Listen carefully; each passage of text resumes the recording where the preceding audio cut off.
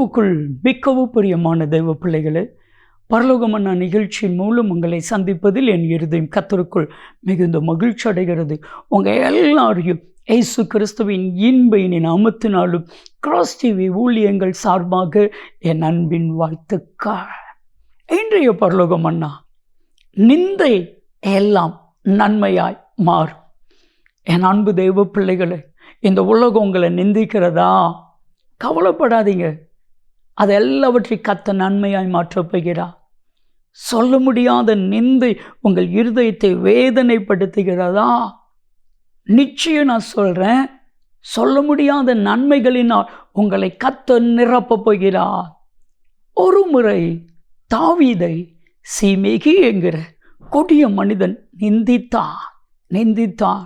எல்லாரும் சொன்னாங்க, என் ஆண்டவனை சொல்லும், இந்த செத்த நாயை ஒரே குத்தி கொன்னு போடுறோம். அதற்கு தாவீது சொன்ன பதில் என்ன தெரியுமா? இல்லை, கர்த்தர் ஒரு வேளை அவன் தூசிப்பதற்கு அனுமதித்திருக்கலாம். அதை யாரால் தடுக்க முடியும்? அது மாத்திரமல்ல, 2 சாமுவேல் 16வது அதிகாரம் 12ஆம் வசனத்தை வாசித்து பார்க்கும் பொழுது, இவன் நிந்திக்கிற இந்த நிந்தையின் நிமித்தம் கர்த்தர் என்னை நன்மையினால் நிரப்புவா, இந்த நிந்தையை நன்மையாய் மாற பண்ணுவா. யாருக்கு தெரியும்? என் அன்பு தெய்வ பிள்ளைகளே, இந்த உலகம் உங்களை நிந்திக்கிறதா? இந்த உலகம் உங்களை தூசிக்கிறதா? இந்த உலகம் உங்களை அவமானப்படுத்துகிறதா? ஒன்றை நினச்சிக்கோங்க, உங்களை அல்ல, உங்களுக்குள் இருக்கிற சர்வ வல்லமையுள்ள தேவனை, உங்களுக்குள்ள இருக்கிற சர்வ வல்லமையில தேவனை அவமானப்படுத்துகிறது உலகம், தேவனை நிந்திக்கிறது உலகம். கர்த்தர் எல்லா காரியங்களையும் பார்த்து கொள்ளுவா. நிந்தை நம்மளால் தாங்க முடியாதுல்ல. தாவீது சொல்லும் பொழுது வேதனையோடு சொல்கிறான், நிந்தை என் இருதயத்தை பிளந்தது. நிந்தை என் இருதயத்தை பிளந்தது. சங்கீதங்களின் புத்தகம் 69:20 வசனத்தை வாசித்து பாருங்க. நிந்தை என் இருதயத்தை பிளந்தது, நான் மிகவும் வேதனைப்படுகிறேன். நிந்தையின் நிமித்தமாய் தாவீது மிகவும் வேதனைப்பட்டான். ஒருவேளை இன்னைக்கும் நிந்தையின் நிமித்தமா நீங்க வேதனையோடு கூட இருப்பீங்கன்னா, உங்களுடைய நிந்தையை கர்த்தர் நன்மையாய் மாற்றுவேன் என்று வாக்கு கொடுக்கிறார். நன்மையாய் மாற்றப் போகிறார். சிவகாசியில் ஒரு சகோதரர் ஒரு தொழிலை செய்து நஷ்டமானார்.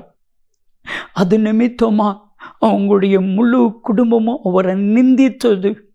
இவனுக்கு தொழில் செய்ய தெரியலை, இவனுக்கு பிழைக்கக்கூடிய ஞானம் இல்லை, இவன் பைபிள்னு சொல்லிட்டு போகிறான், இன்னும் கேவலமாக போகிறான். வீடை விற்றாங்க, எல்லாம் அவமானம், நிந்தை. ஆனால் அவர் கலங்கலை.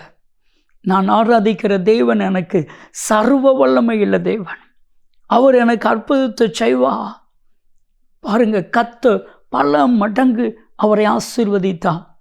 இப்போ கவனிங்க, யாரெல்லாம் நிந்தித்தாங்களோ அவங்களாம் வந்து உதவிக்கு நிற்கிறாங்க, யாரெல்லாம் தூசித்தாங்களோ அவங்கெல்லாம் அவரை புகழ்ந்து பேசுகிறாங்க. ஒரு மனுஷனா இவரை மாதிரி இருக்கணையா? கர்த்தர் எல்லாவற்றையும் மாற்றுகிற தேவன். ஆதியாகமம் 50:20 வாசித்து பாருங்க. யோசேப்பு ஒரு காலத்தில் நிந்திக்கப்பட்டான், அரண்மனையில் நிந்திக்கப்பட்டான், சிறைச்சாலையில் நிந்திக்கப்பட்டான். அதே எகிப்து தேசத்துல கர்த்தர் அவனை நன்மையினால் நிரப்பி இருந்தா. என் அன்பு தெய்வ பிள்ளைகளை, இன்னைக்கு நீங்கள் நிந்திக்கப்படலாம், ஆனால் கலங்காதீங்க. இந்த நிந்தை முழுவதையும் கர்த்தர் உங்களுக்கு நன்மையாய் மாற்றப் போகிறான். என் கூட இணைந்து ஜெபிப்பீர்களா? அன்பின் தகப்பனே, இவர்களுக்கு வருகிற அத்தனை நிந்தையையும் நன்மையாய் முடிய பண்ணுவீராக. உம்மால் கூடாத காரியம் ஒன்றும் இல்லாண்டவர. நிந்தையை தாங்க முடியலை, நிந்தையை சகிக்க முடியலை ஆண்டவரே. நிந்தை அத்தனையும் மாறட்டும். அப்படி செய்கிறதற்காய் நன்றி. இயேசு கிறிஸ்துவின் நாமத்தில் ஜெபிக்கிறோம் ஜீவனுள்ள பிதாவே, ஆமென். நிந்தைகள் நன்மையாய் மாறும். நன்மையும் கிருபையும் ஆசீர்வாதங்களும் நிச்சயமாய் உங்களை தொடரும்.